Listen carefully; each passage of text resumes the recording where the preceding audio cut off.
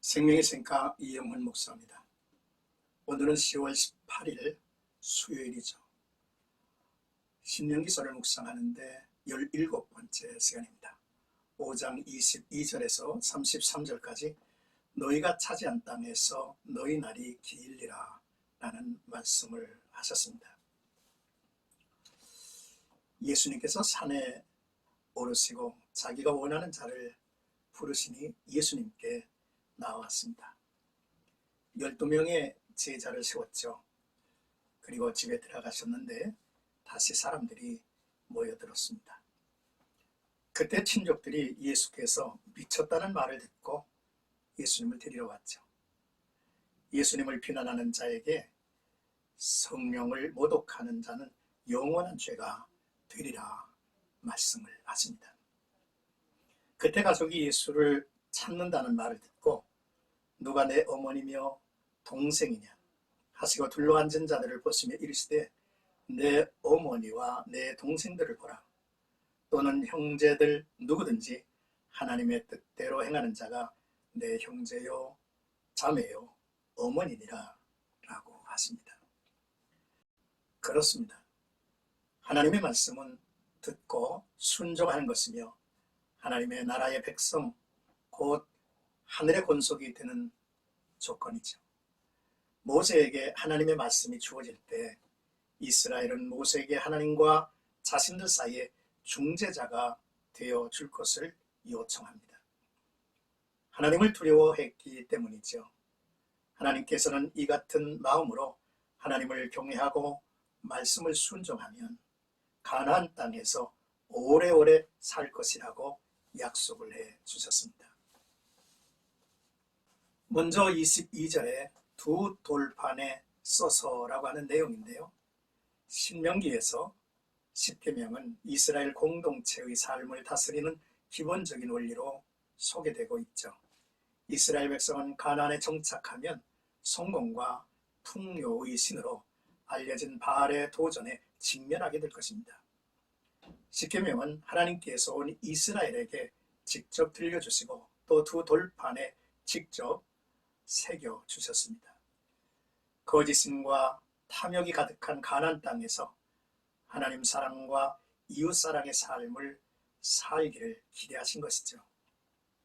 십계명이 선포되는 동안에 시내산 주변은 온통 불과 연기, 구름, 흑암으로 가득했습니다. 이제 놀라운 변화가 오늘 우리 시대에 우리에게 임한 것입니다. 옛 성도들에게는 돌판에 하나님의 말씀을 새겨주었지만 이제 우리에게는 하나님의 말씀이 신비의 마음판에 새겨주신다는 것이죠. 히브리서 8장을 보면 또 주께서 이르시되 그날 후에 내가 이스라엘 집과 맺을 언약은 이것이니 내 법을 그들의 생각에 두고 그들의 마음에 이것을 기록하리라. 나는 그들에게 하나님이 되고 그들은 내게 백성이 되리라 라고 하신 말씀을 증거하죠.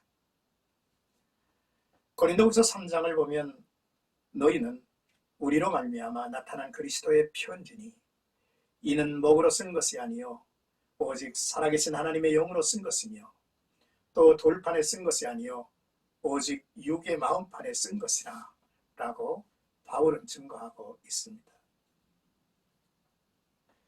이제 23절에서 27절까지는 중재자 모세를 이야기하고 있습니다. 이스라엘 백성은 평생 처음 하나님의 음성을 직접 듣는 것에 대한 두려움에 휩싸여 모세에게 중재자 역할을 요청하죠. 당신은 가까이 나가서 우리 하나님 여호와께서 하신 말씀을 다 듣고 우리 하나님 여호와께서 당신에게 이르시는 것을 다 우리에게 전하소서 우리가 듣고 행하겠나이다 했습니다. 죄를 범한 자는 누구든지 거룩하신 하나님 앞에 설 수 없기 때문입니다. 그러므로 중보자가 필요하죠. 하나님은 신약시대에 자기 백성을 위해 더 좋은 언약의 중보자 그리스도를 세워주셨습니다. 그는 지금 하나님 우편에 우리를 위해 간구하시는 유일하신 중보자이시죠. 우리는 이제 그리스도의 공로로 하나님께 직접 나아갈 수 있게 되었습니다. 히브리서에서 놀라운 말씀을 전해주고 있죠. 히브리 4장 14절, 그러므로 우리에게 큰 대제사장이 계시니 승천하신 자 곧 하나님의 아들 예수시라. 우리가 믿는 도리를 굳게 잡을지어다. 우리에게 있는 대제사장은 우리의 연약함을 동정하지 못하실 리가 아니요 모든 일에 우리와 똑같이 시험을 받으시니로되 죄는 없으시니라. 그러므로 우리는 긍휼하심을 받고 때를 따라 돕는 은혜를 얻기 위하여 은혜의 보좌 앞에 담대히 나아갈 것이니라 라고 하셨습니다. 28절에서 33절까지는 그들에게 이것을 행하게 하라라고 하는 주의 말씀이죠. 하나님께서는 이스라엘과 그 자손이 모든 명령을 지켜 영원히 복받기를 원하셨습니다. 이것이 율법을 주신 하나님의 마음이죠. 그런즉 너희의 하나님 여호와께서 너희에게 명하신 대로 너희는 삼가 행하여 좌로나 우로나 치우치지 말고 너희 하나님 여호와께서 너희에게 명령하신 모든 도를 행하라. 그리하면 너희가 살 것이요 복이 너희에게 있을 것이며 너희가 차지한 땅에서 너희의 날이 길리라 라고 하십니다. 하나님은 우리에게 이 영원한 복을 주시기 위해 오늘도 하나님의 말씀을 지키도록 권하고 계시죠. 날마다 하나님의 말씀을 내 삶의 지표로 삼고 거기서 떠나지 말아야 합니다. 복 있는 사람은 악인들의 꾀를 따르지 아니하여 죄인들의 길에 서지 않습니다. 오만한 자의 자리에 앉지도 않습니다. 이 모든 것 중심에는 읽고 깨닫고 순종하며 지켜가야 할 하나님의 말씀이 있기 때문이죠.